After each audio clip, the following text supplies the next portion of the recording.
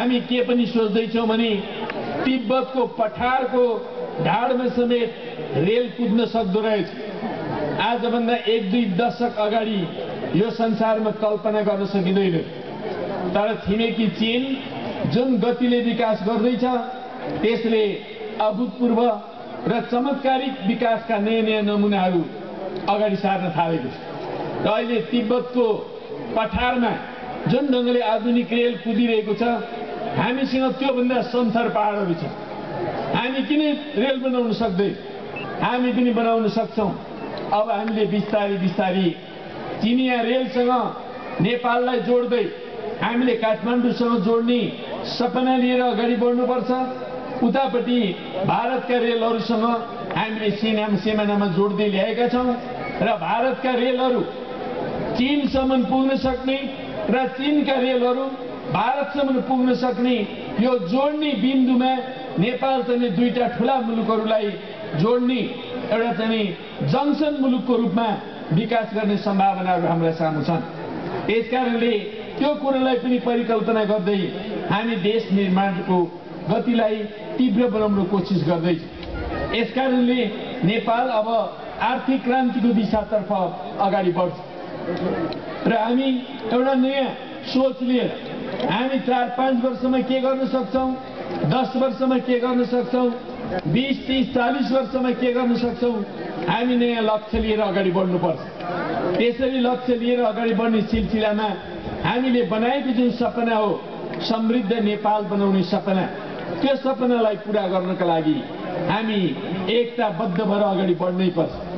यसरी अगाडि बढ्ने सिलसिलामा अहिले हामीहरू शान्ति र संविधान बनाउने अवस्थामा आइपुगेका छौँ। शान्ति र संविधान निर्माण गर्नु नै हाम्रो सबभन्दा प्रमुख कार्यभार बनेको छ। यो शान्ति प्रक्रियालाई अगाडि बढाउने सिलसिलामा पनि अहिले मुख्य पार्टीहरूको बिचमा छलफल हुँदैछ। त्यो छलफलको क्रममा सम्भवतः अब केही हप्ताभित्रमा हामीले शान्ति प्रक्रियालाई अलिक गति दिएर अगाडि बढाउन सक्ने अवस्था बन्छ।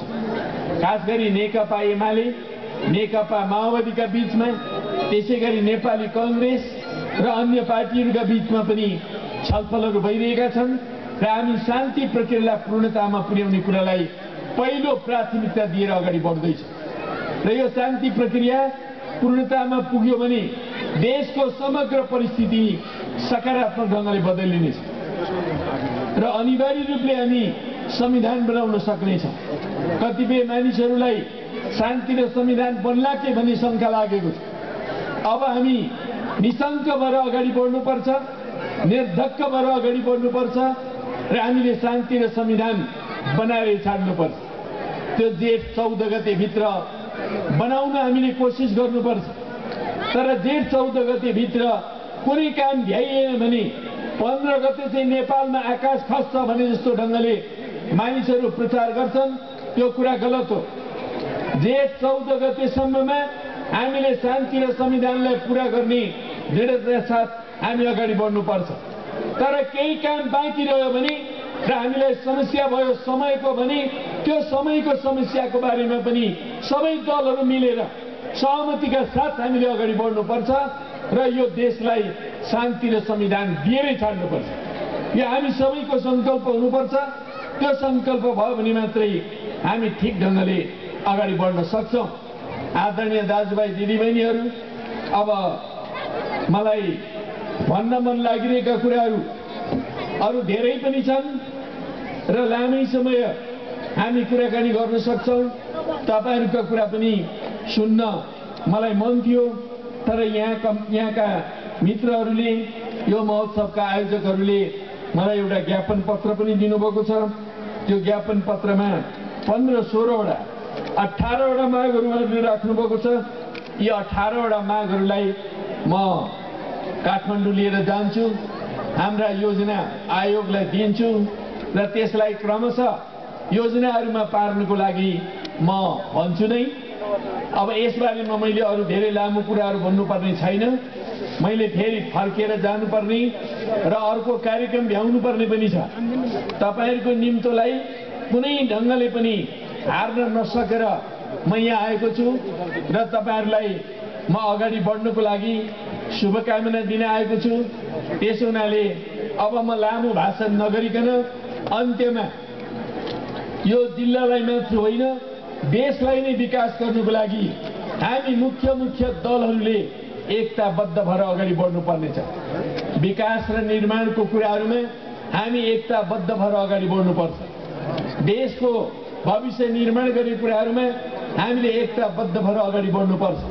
तब मात्रै हामी देश पनि बनाउन सक्छौँ, जिल्ला पनि बनाउन सक्छौँ। त्यसैले यहाँ क्रियाशील साथीहरूले, विभिन्न दलका साथीहरूले जसरी एकताबद्ध भएर यो महोत्सवको आयोजना गर्नुभयो, तपाईहरु सबै यसमा संलग्न हुनुभएको छ। संलग्न भएको म देखिरहेको छु। यो एउटा अत्यन्त राम्रो कुरा।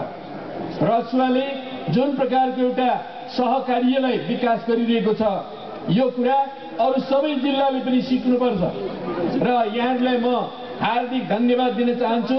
त्यो एकताबद्ध भएर जो अगाडि बढ्न थाल्नु भएको छ, यसलाई निरन्तरता दिनुहोस्। महोत्सवको आयोजनामा मात्र होइन, भोलि यहाँ अनेकन सडकहरू निर्माण गर्ने कुराहरू छन्, यहाँ अनेकन जलविद्युत योजनाहरू निर्माण गर्ने कुराहरू छन्, यहाँ अन्य विभिन्न पर्यटनका थलाहरू निर्माण गर्ने कुराहरू छन्। धुन्चेबाट कोसाईकुण्ड लाने केबल कार निर्माणकै कुरा आउन सक्छ। यी सबै इलम उद्यमहरू जो विकास गर्ने सम्भावनाहरू छन्, ती कुराहरूलाई विकास गर्ने कुराहरूमा पनि यहाँहरूका बीचमा सहकार्य बन्न सकोस्, मेल बन्न सकोस्। हाम्रो बीचमा झेलहरू नहुन्, तर अब मेल, त्यो मेल गरेर अगाडि बढ्ने कुराहरूमा हामीले ध्यान दिन सक्नुपर्छ। निश्चय पनि आज जुन प्रकारका कठिनाइहरू हामी भोगिरहेका छौँ, ती कठिनाइहरू समाप्त हुँदै जानेछन्। आज हामी जुन अप्ठ्याराहरू भोगिरहेका छौँ, ती अप्ठ्याराहरू समाप्त हुँदै जानेछन् र बिस्तारै बिस्तारै हाम्रो समाज, हाम्रो जिल्ला